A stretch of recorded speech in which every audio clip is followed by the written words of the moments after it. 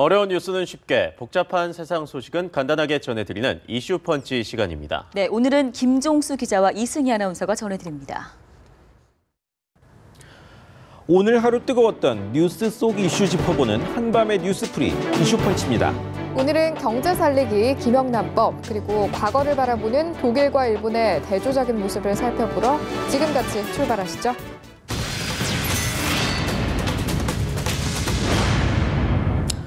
이승희 아나운서, 네. 뉴딜이라고 들어보셨죠? 네, 그럼요. 1930년대 세계 대공황을 극복하기 위해서 미국 정부가 벌였던 대대적인 인프라 건설 같은 정책들 이야기하시는 거죠? 네, 맞습니다. 그런데 80년이 지난 21세기 한국에서 다시 한번 뉴딜이 등장할 판입니다. 8개월째 초이노믹스를 이끌어온 최경환 경제부총리의 새 경제 처방전인데요. 준비된 영상 한번 보시고 이야기 더 해보겠습니다. 경기의 불씨를 살린다며 지난해 여름 시동을 건 초이노믹스. 재정, 세제, 금융, 가진 수단을 다 써봤지만 올해도 1분기가 다 가도록 생산, 소비, 수출 뭐 하나 제대로 된 게 없고 커진 건 디플레이션 우려뿐입니다. 발등에 불이 떨어진 정부가 다시 한번 대대적 부양책에 나섭니다. 최경환 경제부총리는 내수를 살려야 한다며 이미 경제개발 역사에 처음으로 기업의 임금 인상 요구라는 총대를 맸습니다. 이어 민간 자본의 공공인프라 투자 확대를 내걸었는데 벌써 한국판 뉴딜이란 이름까지 붙었습니다.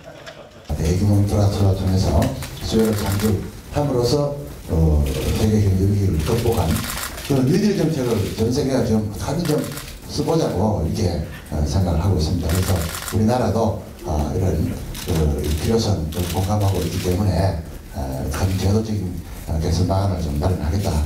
개선안으론 민간 사업자의 최소 운영비를 보장하고 초과 수익은 정부와 투자자가 나누어 갖는 방안이 거론됩니다.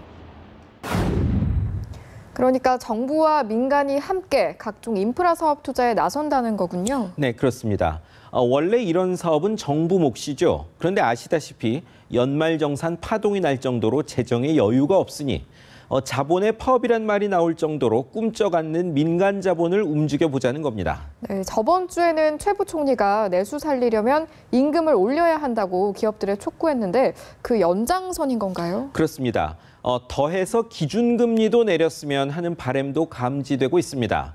사상 처음 1%대 기준금리 시대가 올지 준비된 영상 보시죠. 임금 인상 압박에 이어 한국판 뉴딜 정책까지. 최경환 경제팀의 경기 부양 총력전이 탄력을 받으려면 추가적인 금리 인하가 필요합니다. 금리 인하는 천문학적인 가계부채의 이자 부담을 덜어줘 닫힌 지갑을 열고 기업 투자를 활성화하는 중요 수단. 또 부동산 시장을 활성화해 정부가 원하는 일자리 창출과 임금 인상에도 긍정적 신호로 작용할 수 있습니다. 하지만 추가 금리 인하는 가계부채를 더 늘릴 수 있다는 점에서 양날의 칼입니다. 이미 지난해 부동산 규제 완화에 이어 두 차례 기준금리 인하로 가계부채는 사상 최대를 기록 중입니다. 지난해 4분기 역대 최대 증가폭을 기록하더니 올 1월 한 달에만 7천억 원이 늘었습니다. 보통 1월에는 부동산 비수기여서 가계대출이 줄어드는데 관련 통계를 작성한 2003년 이후 처음 늘어난 겁니다. 필요는 한 듯한데 가계부채 문제가 심각해서 어려운 선택이 될 것 같은데요. 네, 그럴 것 같죠. 이나저나 큰 부작용 없이 경제를 살려야 할 텐데요. 최경환 경제팀 어깨가 많이 무겁다는 점 잊지 마시기 바랍니다.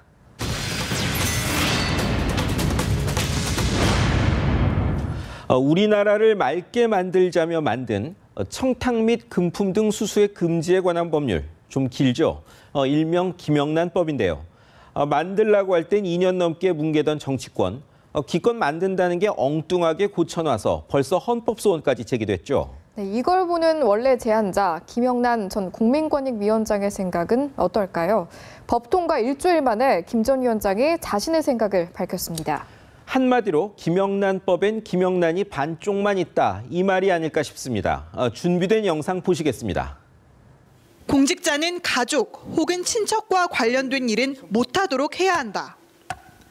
김영란 전 위원장은 이 같은 이해충돌 방지 조항이 김영란법 원안에서 빠진 것을 두고 반쪽 법안이란 표현까지 했습니다.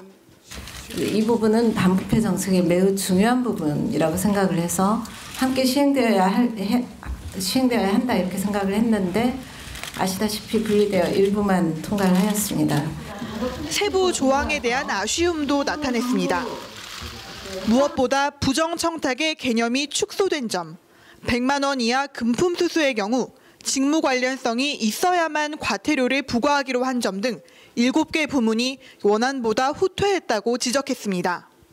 법 적용 대상에 사립학교 교원과 언론인을 포함한 것엔 고개를 끄덕였지만 새로운 과제 또한 안게 됐음을 인정했습니다.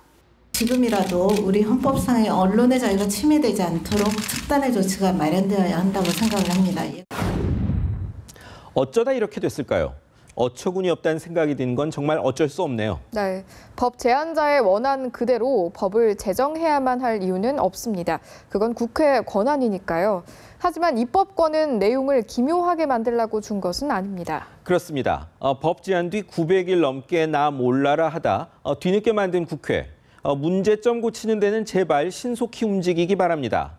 김영란 전 위원장의 우리 마음을 꿰뚫는 촌철살인 한마디를 들으면서 다음 순서로 넘어가겠습니다. 우리들 자신의 부패한 습관이 사실 가장 큰 저항 세력이라고 생각을 합니다. 그래서 이 법안의 가장 큰 적은 우리들 자신이다.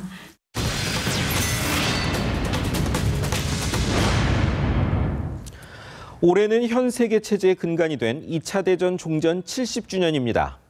허망한 이념으로 5천만 명의 생명을 앗아간 주범, 나치 독일과 군국주의 일본은 패망했습니다. 일본 왕만 빼고 주범들은 모두 자살하거나 처단됐죠. 네, 두 패전국은 역설적으로 전쟁 뒤에 더 빨리 성장하면서 다른 승전국들을 제치고 미국과 함께 서방 세계 실질적인 3강이 됐는데요. 그런데 옆에서 보기 민망할 정도로 반성과 배상을 거듭하는 독일, 책임 부인과 정당화로 일관하는 일본. 왜 이렇게 다를까요? 네, 정상 국가가 되겠다며 개헌을 통해서 재무장과 패권주의를 노골화하는 아베 일본 총리에 대해 일본을 찾은 메르켈 독일 총리가 일침을 놨습니다. 한번 보시죠. 메르켈 독일 총리가 아베 신조 총리 내각에 사실상 과거사 반성을 촉구했습니다. 전쟁 가해국과 피해국 간의 화해를 위해서는 과거사를 정리해야 할 필요가 있다고 지적한 것입니다. 그러면서 독일 역시 2차 대전의 과오를 정리할 수 있었기에 훗날 유럽의 통합을 이룰 수 있었다고 강조했습니다. 이어 독일에서는 나치가 저지른 무서운 죄악에 대해 어떻게 대응해야 할지에 대한 논의가 있었다고 밝혔습니다. 메르켈 총리는 앞서 아사히 신문사에서 열린 강연에서도 독일은 과거와 제대로 마주했다고 강조했습니다. 과거사 문제에서 가장 아베 정권의 비판적인 신문사에서 과거사 반성을 우회적으로 촉구한 셈입니다. Und ohne diese großen Gesten auch unserer Nachbarn wäre das alles nicht möglich gewesen. Aber auf der anderen Seite gab es eben auch eine Bereitschaft in Deutschland, die Dinge beim Namen. 반성하면서도 주변국들의 관대한 제스처가 없었으면 불가능했을 거라고 말하는 메르켈 총리. 참 반성의 진정성이 느껴집니다. 네, 그렇습니다. 위안부가 정부 차원 동원이 아니었다느니, 전범을 추모하면서 나라를 위해 죽은 사람을 추모하는 거라느니, 망언이 직업인 줄 아는 일본 인사들과는 달라도 너무 다르죠. 독일 언론도 생각 있는 지도자를 둔 나라의 언론다웠습니다. 함께 보시죠. 독일 주간지 슈피겔 계열의 온라인 매체는 독일은 과거와 정면으로 마주했다는 메르켈 총리의 아사히 신문 강연을 전했습니다. 또 과거사 정리는 화해를 위한 전제라는 발언도 소개했습니다. 그러면서 도쿄의 메르켈 정중하게 일침 가했다라는 제목을 달았습니다. 중도 성향의 프랑크푸르트 알게마이너 차이퉁은 도쿄발 기사에서 아베 신조 총리가 일본의 전쟁 범죄 책임을 씻어내려 하고 있다고 비판했습니다. 이 신문은 일본의 힘은 전혀 영광스럽지 않은 과거를 영광스럽게 만들려는 시도에서 나오는 게 아니라 일본 기업과 노동자들의 혁신으로부터 나온다고도 꼬집었습니다. 김 기자. 네. 그런데 정작 쓴 충고를 들은 일본의 언론은 딴판이라고 하죠. 그렇습니다. 보수신문 마이니찌는 메르켈 총리가 전후 70년에 대해 깊게 논의를 하지 않았는데 이는 일본과 한국, 중국의 대립에 거리를 두려는 것이다라는 아주 이상한 해석을 내놓았습니다. 요미우리나 산케이 같은 우익지들도 짧게 다루고 말았다네요. 네. 독일이나 일본이나 정부와 언론의 생각 수준이 비슷하다는 느낌 지울 수가 없네요.